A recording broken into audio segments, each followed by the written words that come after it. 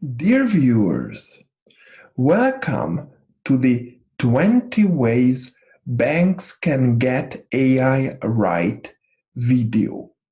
I am David Gyori.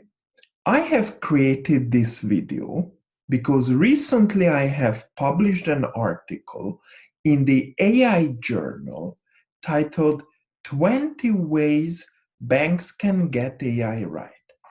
In this video today, we will discuss 10 of these 20 ways.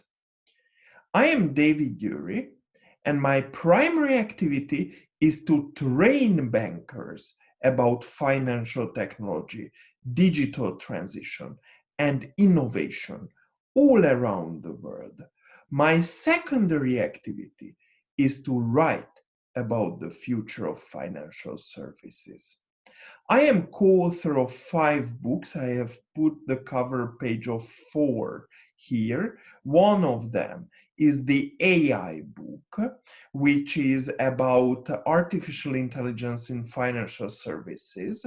I am on the prestigious list of the top 50 global thought leaders in financial technology. I am founding member of the World FinTech Association, and I am International Resource Director of the Asian Banker Group. About the article, you can access the article through the following URL, as well as you can scan this QR code. You can access the AI journal, which published my article, through this QR code, and you can get access to the full detailed line of thoughts as well as explanations, charts, and all 20 ways banks can get AI right. But let's start with the problem. Why banks need to get AI right?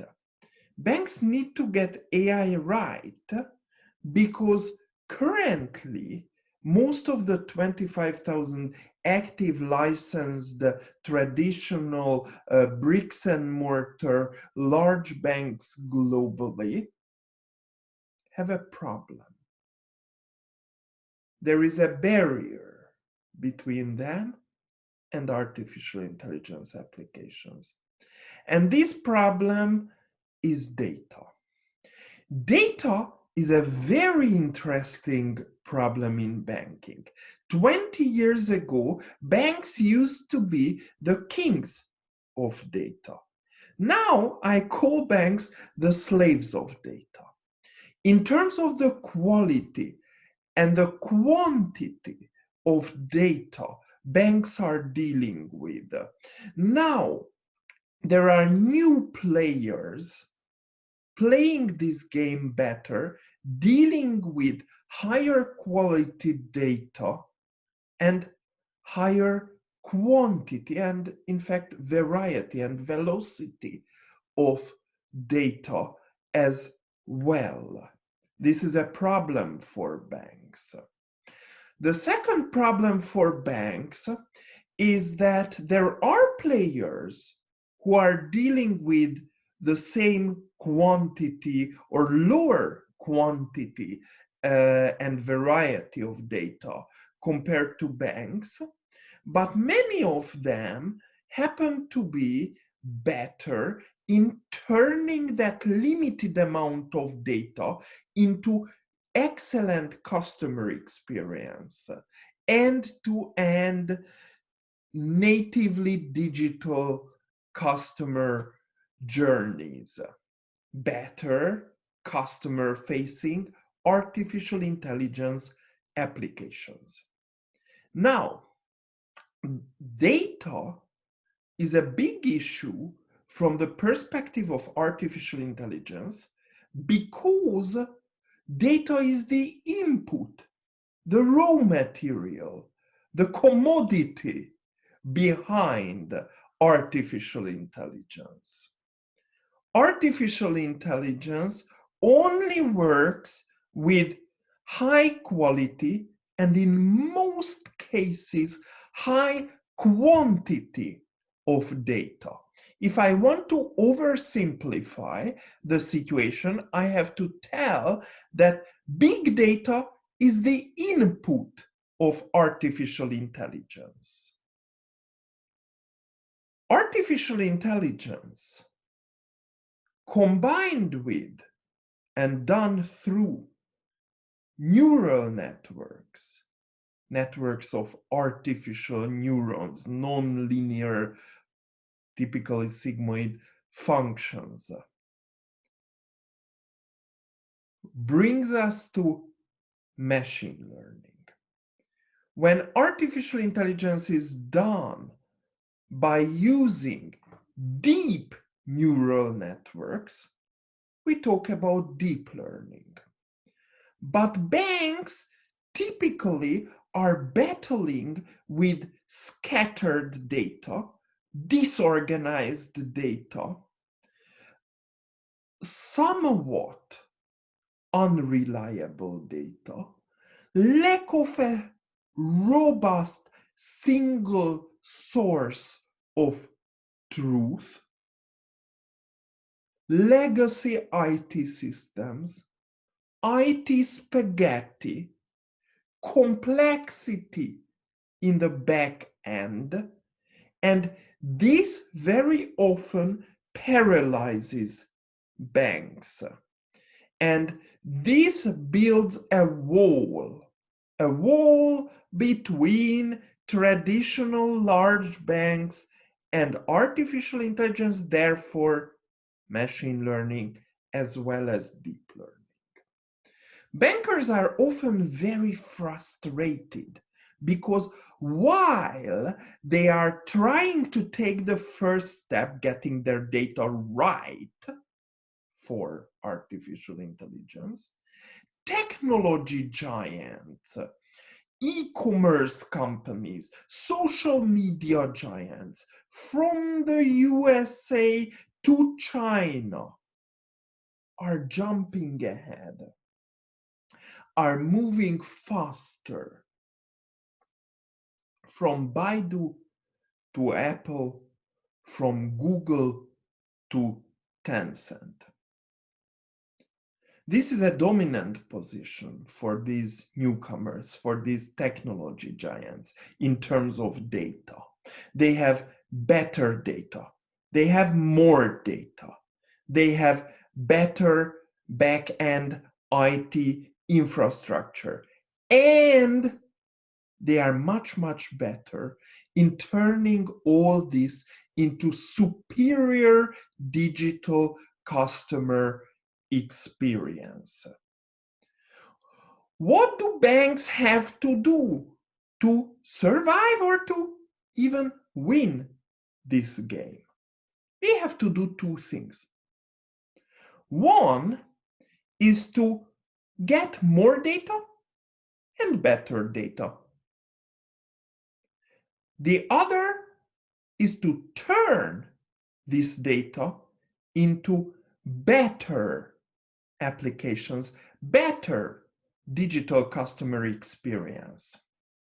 So, my article published in the AI journal details and describes 20 such methodologies moving banks ahead in artificial intelligence.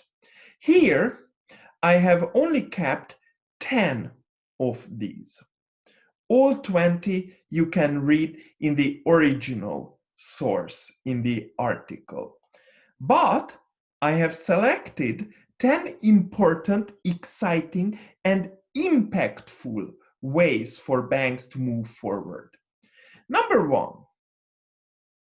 design data-focused products. Well, banks are inclined to put bricks and mortar traditional predominantly face-to-face physical branch call center type of processes into the digital world. And this is a mistake. You have to develop entirely new processes in the mobile first end-to-end digital paradigm. One of the areas where you have to play differently is data.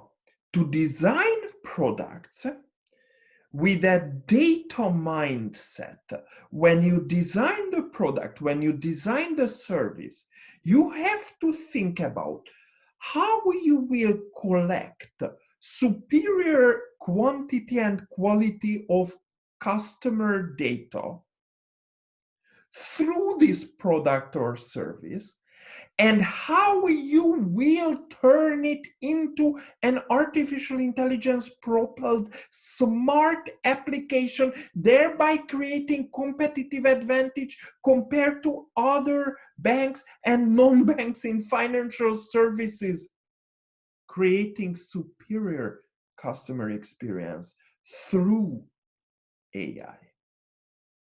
You have to have the entire data flow in front of you, practically and theoretically, when designing the very logic and financial content of the product itself. Next one. Quest for hyper personalization. Well, if you have superior quantity and quality of data, you are one step away from hyper-personalization. Hyper-personalization is the art and science of creating segments of one. How can a large bank, how can you, with millions of active retail clients, create segments of one? Obviously, only in a very smartly automated way. It all has to be end-to-end digital, and you have to react to the absolutely unique data of each and every client. It can be about the design of the interface the client uses. It can be about the next product or service you are offering to the client. It can be about greeting the client, notifying the client. It can be about giving financial, proactive, automated financial wellness advice to the client. It can be about giving totally, but automatically, individualized incentives to the client to pursue certain roads of actions. Okay, next one. Use geolocation in a smart way. Well, most banks proactively ask for geolocational data when clients install the mobile banking apps. However, banks typically don't use this data. There are so many ways to utilize this. I will just tell you two, but we could go to 20 or 200. Let's say there is a client of yours standing 2 meters away from an ATM machine for more than 2 minutes. Chances are your client is waiting in line to withdraw some cash. What do you want to automatically do? To send a balance to the client, because that's very useful before withdrawing money. Let's say a client of yours is in the premises of a car dealership for more than 20 minutes. What do you want to send automatically? An offer about car loans, an offer about leasing, an offer about car insurance, and so on and so on and so on. If you want to be absolutely sure that you are within legal barriers and you are respecting data privacy of your client, ask again and again and again for explicit permission to use geolocational data of the given client, or ask for a permission before every single notification even. Next one, develop processes for data dripping. Well, the more data and the better data and the more deep and honest and colorful data you can get from your clients on top of normal traditional banking data, the exponentially better customer experience you can theoretically turn it into.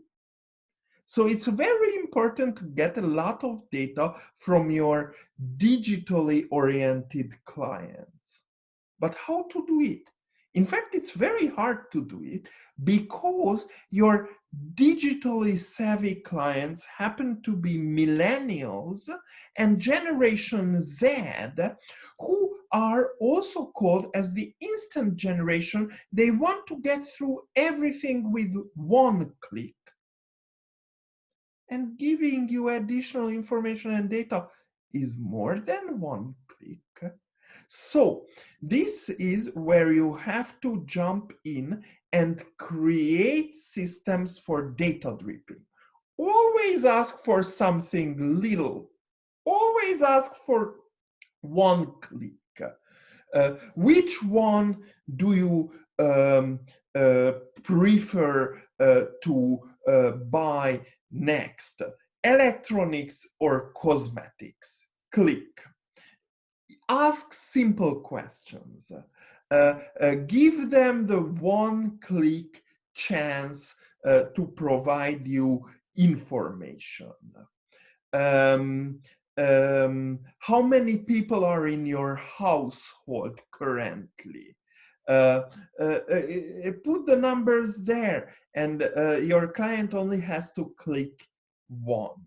And obviously the client can opt not to share this information.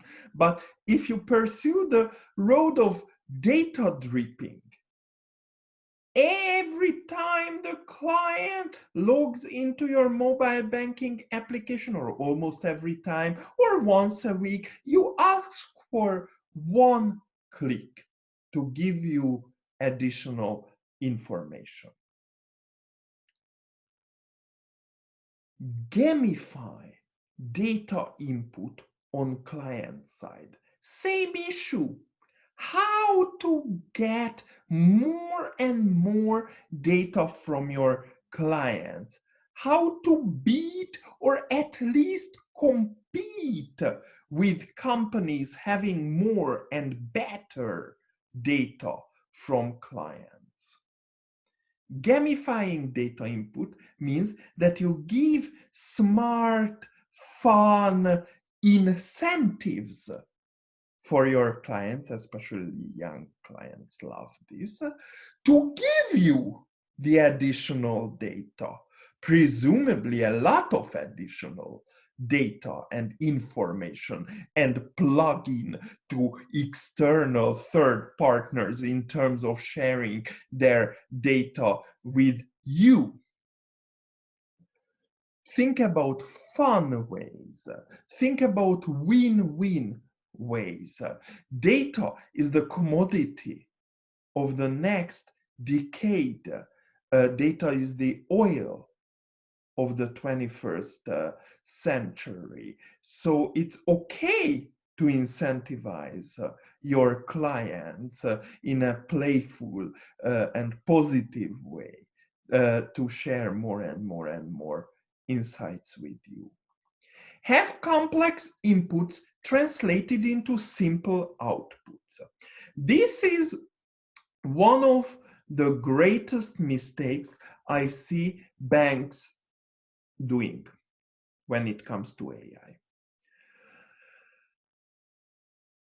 When you analyze the data through advanced software, AI, or even neural networks, it's a complex action.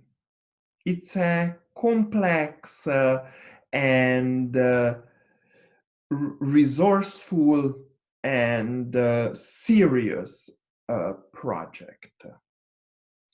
And what I see is that banks often, therefore, try to come up with complex client-facing outputs. There is one problem with this. Creating these complex client-facing outputs takes a lot of time and enormous resources. It's expensive. And what do you get in return? Minimal uptake, minimal penetration, a lot of frustration, a lot of abortion of usage on the client side. What is the right way to play this game? Keep the complex input side, keep your advanced technologies to dynamically analyze, recombine, and productize client data mixed with all sorts of external data sources. But the simpler your client-facing application, the simpler your client-facing insights, the simpler your client-facing outputs are, the more acceptance, the more uptake, the more customer experience value you will enjoy. Complex things almost never go exponential. Simple things go sometimes, when they are excellent, exponential. So while on the back end you have to deal with complexity, that's the power of AI, neural networks, machine learning, and deep learning. On the output side, you have to keep superior user interface design based on simplicity. Think about how Steve Jobs was thinking about all this. He created a more complex phone than anyone before, yet there was only one button on it. Simplicity. Next one. Explicitly commit to ethical AI. AI is beautiful, AI is amazing, but more and more questions will arise in the coming years related to AI ethics. In your annual report, in your product descriptions, in your corporate social responsibility report, in your sustainability report, in your AI strategy, in your innovation strategy, in your digital transition strategy, in your overall corporate strategy, explicitly commit to ethical AI and study in detail and teach to your colleagues dealing with AI in detail the paradigms of ethical AI you are committing to. Next one, provide absolute priority to client-facing AI. This is a hard one. In your back office, there is a lot of opportunity for robotic process automation, for AI or different forms of AI, from OCR to natural language processing, and many others related to risk management and other financial areas. Uh, uh, there is a whole lot to do in your back office. But when your resources are limited, always prefer client-facing solutions. Why? Remember that there are two problems to solve. One is the quality and quantity of data. The other is to turn it, transform it, translate it into superior customer experience. And while your backend efforts are very good in getting your data right and necessary, and in the long run, you have to do it, well, in the short and mid run, you can get ahead in this game and gain competitive advantages more robustly and obviously by focusing on the client-facing applications. Again, your complex back office is very important. You can cut your cost to income ratio by using AI in a smart way in your back office, but you can only win the strategic challenge of digital transition by continuously producing client-facing, data utilizing applications which are providing superior customer experience. Next one, have an internal as well as external AI narrative.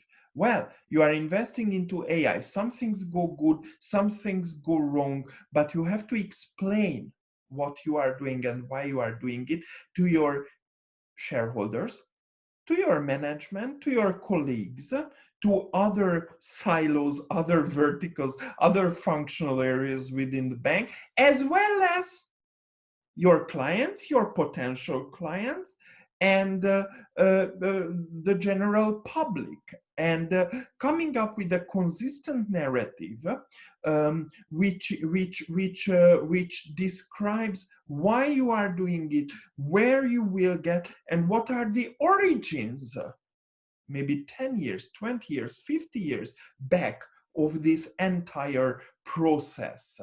Where are you as a bank coming from when it comes to innovation? Prefer in-house projects over vendors. This is a hard one as well. There is a shortage of AI talent. For AI, you always need teams. It's a fast-moving area. It requires investment. It requires commitment from the top management. So it's a tough one. It takes time. Yet, with client-facing AI, when you can do it in-house, you win big. You win big because you avoid depending on a vendor. You cancel out and you hedge the black box AI related risks. You control the entire data flow and data ecosystem. And you can go ahead much better. You get this capability and you can turn this capability into newer and newer client-facing applications. When it comes to your back office, there is more reason and more temptation to consider working with off-the-shelf or vendor-dictated solutions. Anyway, here I have put all the 20 recommendations. Again, now I have described 10 of them to you superficially. In the original article, you find all 20 in detail. But anyway, just with simple numbers, I have put the 20 recommendations in the matrix of data excellence. And what you see are solutions, ways to go ahead for banks, which are primarily enhancing the customer experience. There are solutions, recommendations in my article, which are primarily giving more and better data to banks. And the most important ones, number 11, number 18, number 20, and so on, in the upper right-hand side, are the ones which are providing superior quantity and quality of data, as well as enhancing ways of turning it into true customer experience competitive advantage. So banks need to move up, banks need to move to the right, and the 20 recommendations in my article are exactly doing that. Again, scan this QR code to access the specific article, and scan this QR code to access the AI journal, very exciting website with very exciting insights and articles and videos and content through this QR code. Thank you very much for your very kind attention. And please look at the article, look at the AI journal. You can contact them, and you can contact me through LinkedIn or other social media outlets as well. The conclusion is that banks can win AI, but in order to do it, first they have to win data.